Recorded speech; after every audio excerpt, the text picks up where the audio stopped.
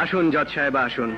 আপনার খুনি ছেলের মাথার উপর মৃত্যু ঘুরে বেড়াচ্ছে, আর শীঘ্রই আমার মেহমান হয়ে এখানে আসছে, তা আমি জানি।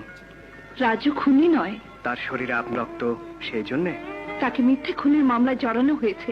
এটা তো একজন দুর্বল মায়ের মনের কথা, আইনের কথা নয়। আইনের সাক্ষী প্রমাণের কাছে মায়ের মন বাধা পড়ে আছে। আপনার হাতে কলম আছে, সিদ্ধান্ত জানাবার অধিকারও আপনার। আপনি ছেলেকে নিরপরাধ প্রমাণ করছেন না কেন? জজের চেয়ারে বসে আমি তা করতে পারি না, এই জন্য তোমার কাছে ন্যায় বিচার চাইতে এসেছি। আমি ন্যায় বিচার করব? অবৈধভাবে আদালত চালাবার কথা বলে আপনি আমাকে জেলে পাঠিয়েছিলেন, আর আজ যখন আপনার ছেলের জীবন মরণের প্রশ্ন এসে দাঁড়িয়েছে, তখন আবার আপনি আমার আদালতে বিচার চাইতে এসেছেন। আপনার আইন কি বানের পানিতে ভেসে গেছে জজ সাহেব? রাজু নির্দোষ, তার সমস্ত প্রমাণ মির্জা খানের কাছে আছে।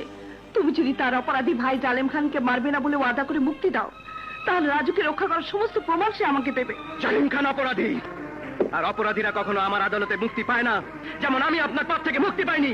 কিন্তু কিন্তু আমি তো পাপী নই। পাপী নও তুমি? কবরস্থানে বাচ্চা ফেলে দেওয়া কি পাপ নয়?